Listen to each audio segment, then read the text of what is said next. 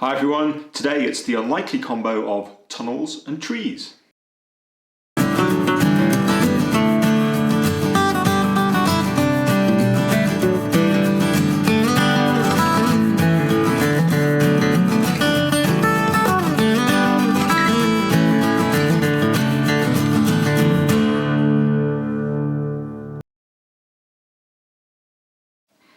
Hi everyone, I'm Martin, welcome back to Donnington Castle Model Railway. Now on today's episode we're going to be looking at two things that I'm working on at the moment.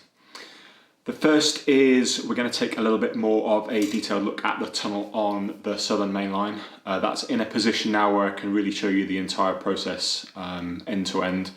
And thankfully that process is also nearing completion, so hopefully we can get that part of the layout in a really good state.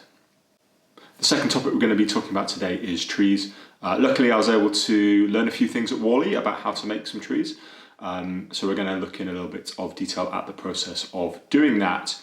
But first, let's get over and look at the tunnel section. Okay, so you find me over by the tunnel section of the layout. I'm holding the camera in my hand, so hopefully I'll try and keep it as steady as possible. And you can see what I've done for both of the tunnels. Firstly here you can see the heritage line, and as I talked about before, these are the Woodland Scenics cast tunnel sections. The mould itself is quite fragile, so but I've so far managed to get about 30 sections, I think, cast, and that's still in one piece. But it's not going to last forever. You can also see here what I talked about before, which is the removable section of this tunnel. This is at the bottom of the gradient, so that if anything does roll back into here or get stuck, then I can reach in.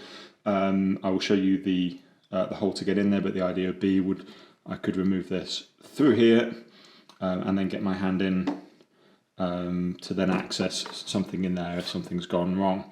That's the only place I'll be able to get access in there. Now, I've been running trains through this section for a long time, and things very rarely, if at all, derail. So I'm fairly hopeful that when the top is over here, that things are going to be okay. Now, if we move on to the Southern line, which is here, this will give me a chance to talk through the actual process in a little bit more detail. So if I remove this section out of here. So let's just start at the bottom. So I lay all of my track onto 4mm cork. Then this is concrete sleeper code 75 Pico flexi track. So that's what I'm using for the main lines and for the southern section. Now I think it was Rowan Mechanical Engineer, I think that was the person's handle, gave me a lot of information about track on the southern main lines in the 1970s, and was talking about how you're not allowed to drill holes into concrete sleepers in order to fit third rail, so you have to have specially produced sleepers. Now that gives us a challenge in that it meant that only kind of really main lines were done first off, and from my understanding there were still bits of the network with wooden sleepers because of obviously having to kind of change the track around like that. But that actually fits with our story quite nicely in that this is a southern main line, so it's probably one of the lines that would have been first to have been upgraded to concrete sleepers. So that kind of seems to fit quite nicely with the story that we're telling here.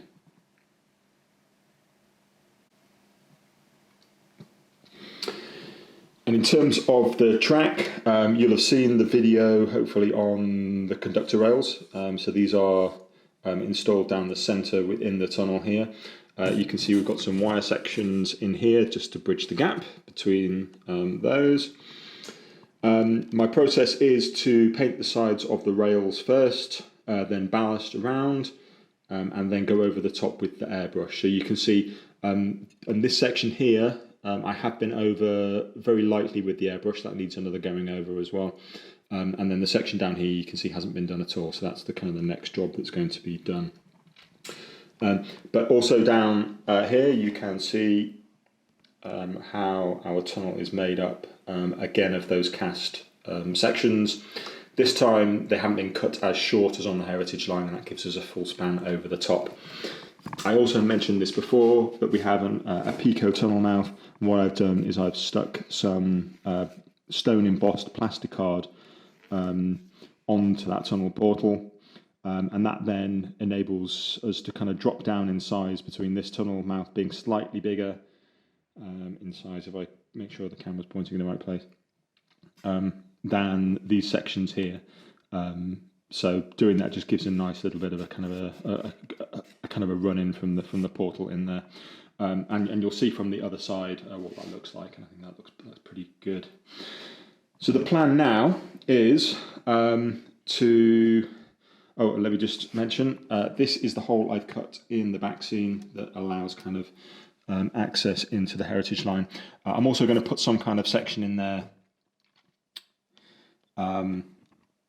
for making that bit of the kind of the southern tunnels look a little bit better. I'm going to come back to that at the end. I don't need to do that right now because I have got access through there to put that section in place. Okay, so yeah, the plan now is to, once all this track is weathered, to then go over the top with more of these sections as we go, just kind of touching in bits of ballast that are missing and making sure everything is kind of painted up as we go, or we can still get access to it. Once all that's done, we'll then be able to put the top on this.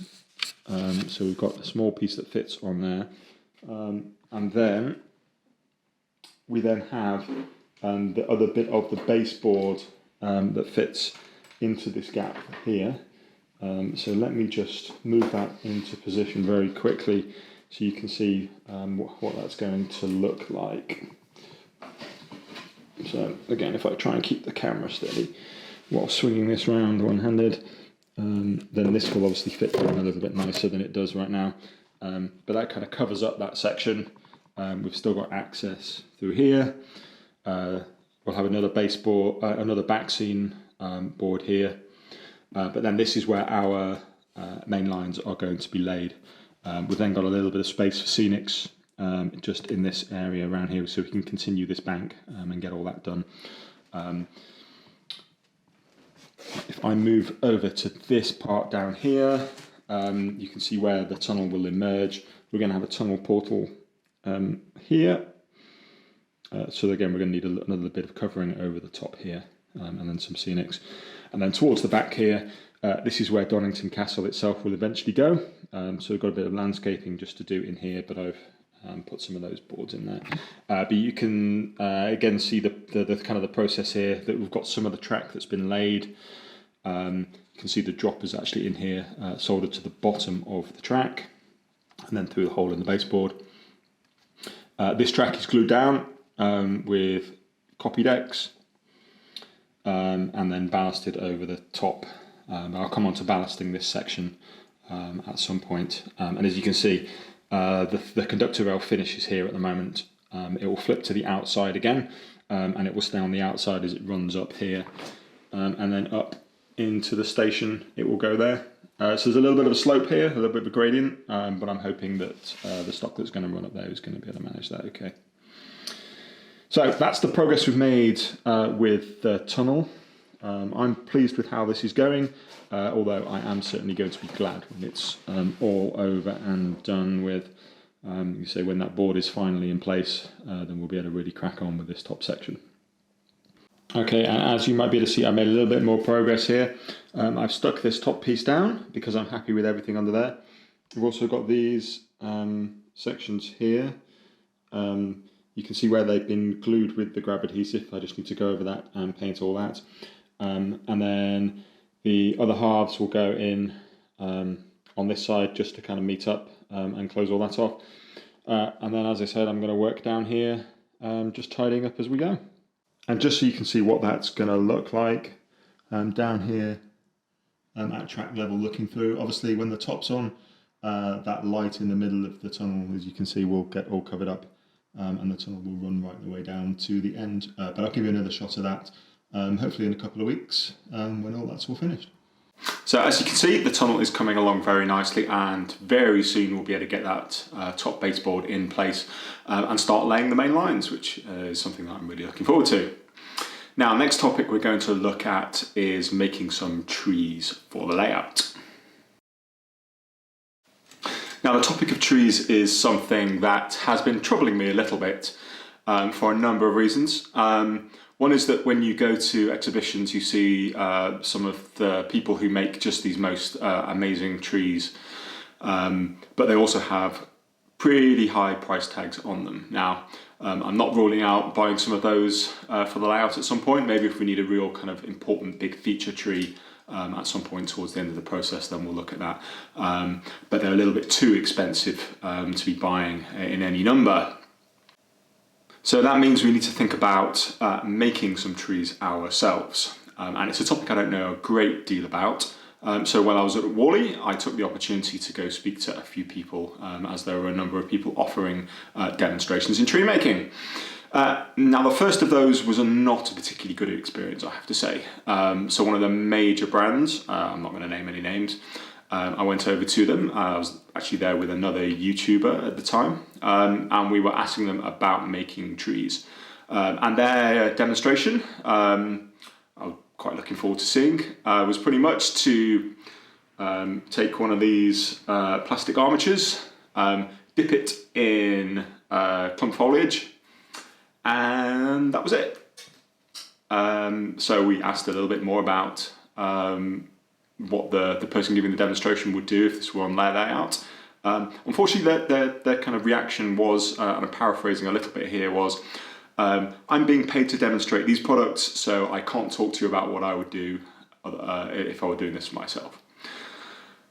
So, with that attitude, I have to say that we will not be using any of these particular products, because to me that's just an awful attitude to have. So let's think about doing something slightly different. Now, I was also fortunate enough to go speak to Kendal Model Railway Club, who were giving a much better demonstration of how to make trees out of wire. Now, that's a process I'm going to come back to in a future video, because first off, I'm going to have a go at making some smaller trees using Seafoam. So that's the process I'm going to show you right now. I've never done it before, so we'll see how this turns out. But let's get over and get stuck into some trees. Okay, so for some smaller trees, I'm going to have a go at using some Seafoam. So I've got a box of the bushes and undergrowth size from Model Scenery Supplies. And what I'm going to do is I'm going to pick out a few examples from this box, and then we'll go through the process of how I turn them into one particular variety of tree. I think the key for all of this is having a wide variety of different types of tree on the layout. So I'll use some other techniques for some of the others, but we'll start with some of this. So I've already raided this a couple of times, but what we're looking for really is pieces that are going to give us a good looking tree. So with a bit of straightening, maybe that one we can make use of. So let's move that out. Oh, that's a little bit bent. Can we straighten that out? Okay, maybe if we cut there and do a bit of straightening, then there's some potential there. So as you can see, this kind of tree is going to give us a very particular look. As I say, we're only looking at one variety here. Yeah, a bit of work needed on that, but I think we can make something like that. So this is the bushes and undergrowth kit, so it's not really designed for trees, but I think there are some opportunities here. Okay, probably another one there. Okay. So what I'll probably do is I'll probably go through the rest of this off camera and just see if there's anything else that can pull out of there. But once we've got them, next job is going to be to trim off all the little bits that we don't want. So some of these bits here.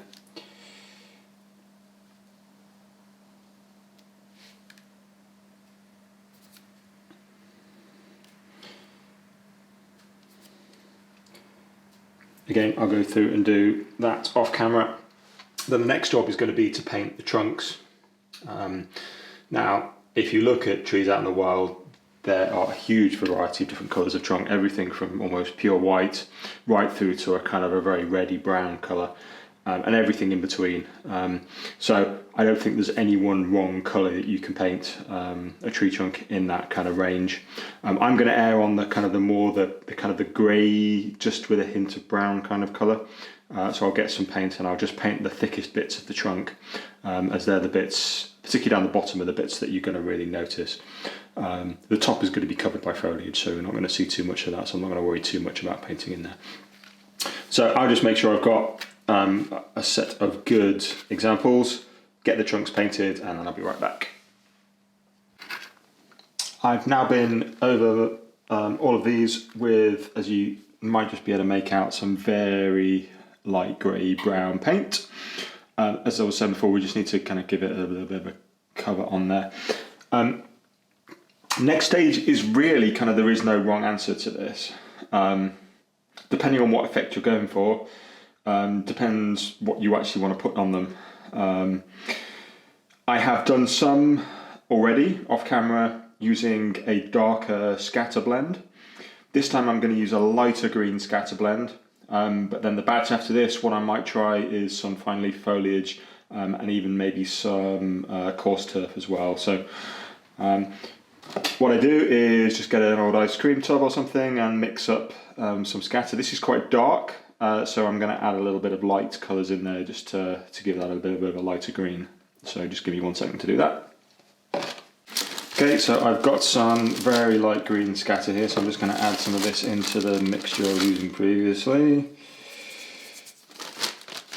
And then I'm also going to put a bit of burnt grass.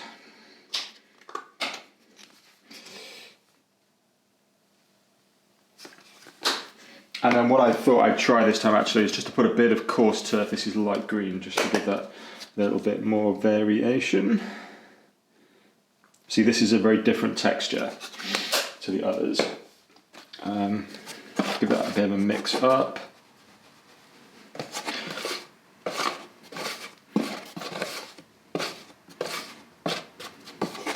Okay, so this is a bit lighter than the one I've used previously, so we'll give this a go. Now, technique I've seen recommended on this is to use neat PVA over the ends of the Seafoam. What we can then do afterwards is go over that with a bit of spray glue. If you start with spray glue while it's like this, you'll end up getting a lot of the glue on the trunk, and therefore you'll kind of cover the whole thing. So if we start out by using PVA, we'll be able to get a good coating and then decide if we want to go any further with it after that. So this has all just been worked out through experimentation, and there is really no wrong way here, I don't think. No matter what you do, you're going to end up with a tree of some kind. And I think the key thing on this is that certainly what I'm looking for is a variety, and therefore if we just try lots of different methods, we're going to end up with trees of all different kinds, all different shades, and then we can then work out where on the layout we're going to put those. What that should do is create some nice variation and make that look like reality. So, just been going over this, keeping on the ends where possible and trying not to get bits on the trunk. Then all we're going to do is cover that in this mixture.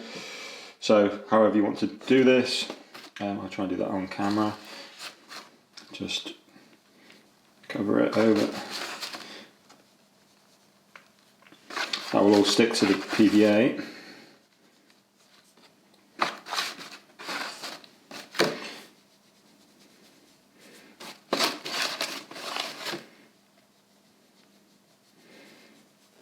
You need to do it from different angles to make sure that it sticks on all of the glue we've got on there.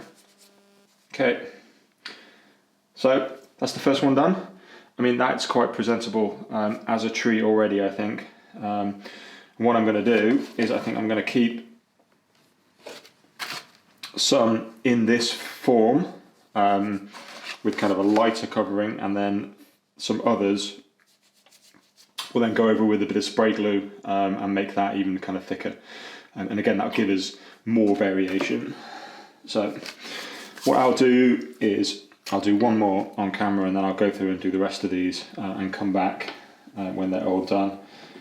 We're just going to use exactly the same technique, sticking to the outer edges of the tree, the seafoam, and try not to drop it while you're doing it.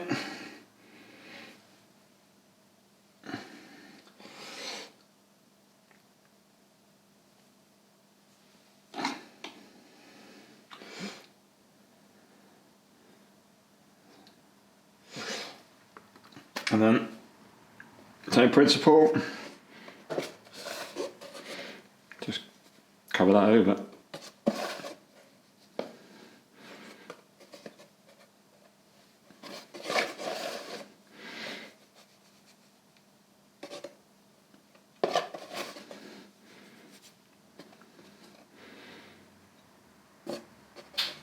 So here we can see a few bits that got missed.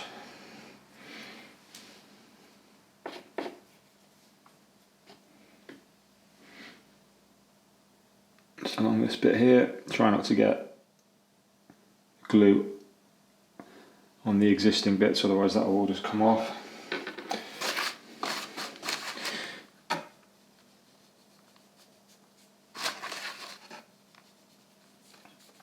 There we go. That one's actually a little bit bushier than the first one because the seafoam is a little bit closer together, so we've managed to get a closer knit of the glue. But yeah, we'll just leave that one to dry. I will go over the rest of these and come back to you in a second. Okay, so I've been all over these now, and some of these would be pretty good just to use straight on the layout, I think. What I am going to do though, with some of the ones where it's become a little bit more clumpy, I'm going to go over this with some layering spray, and then what I've done is I've just darkened the tone of this down a little bit, and what I'll do is I'll then just build up another layer just over this to get a little bit more variation in colour. So, obviously if you spray it onto a surface that you've got lots of loose scatter on, then it's going to either go everywhere or get awfully messy, so just be careful what you're spraying against with this. And remember that if you spray this on the trunk and then tip the scatter over, it's going to stick to the trunk as well. So that's why we want to just try and aim it on the bits that have already got some scatter on. So just very gently, like that.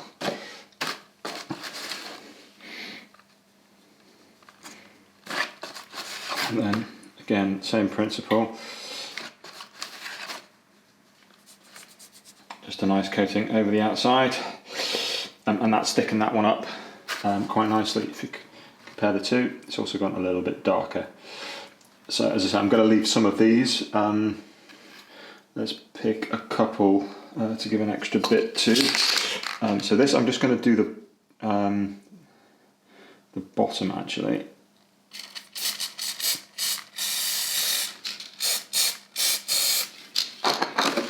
Just to darken up the bottom part of the tree.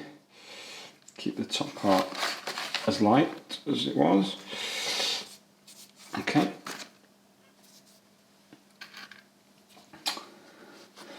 And then actually let's do this one. And then I'll keep the others as they are. So do not spray over that. That would be a big mistake.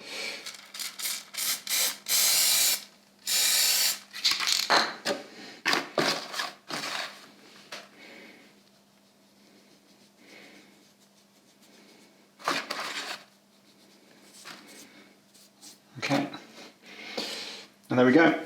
Hopefully you can see that looks nice and bushy. Once all this is dry, we'll try and just straighten them out a little bit before we put them on the layout. Next step I will do with them all is just get a bit of matte varnish spray. And again, just try and seal some of that. I think this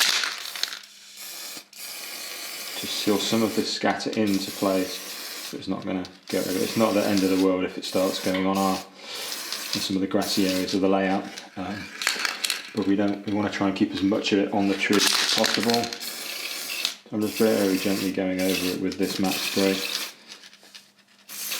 this should just seal it into place and make the trees a little bit more robust.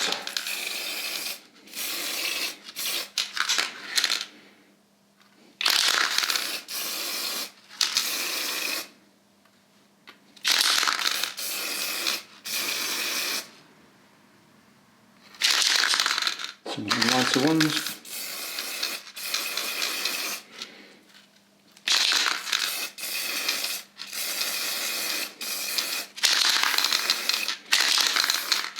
If you are using these spray pans, I would do them in a very well ventilated area. You can see that trunk's not particularly strong there, so we might just have to chop that off and put that into the layout. Okay, so I'm just going to leave all those to dry now. But what I'll do is I will show you a few using exactly the same technique that I've already made on the layout, so you can see how they turn out. Okay, and here are some of the trees. In terms of positioning on the layout, I'm trying to keep them a little bit away from the running lines, but an area like this, like the heritage line, it's likely that any huge trees huge trees wouldn't have been planted too close to the lines. So this is about the tallest tree that we're ever going to get here. I mean, technically that would fall just about onto the track if that were to fall down, but we're certainly not going to go for any massive oak trees or anything in this area. Let me just compare those trees there to one that we've just made.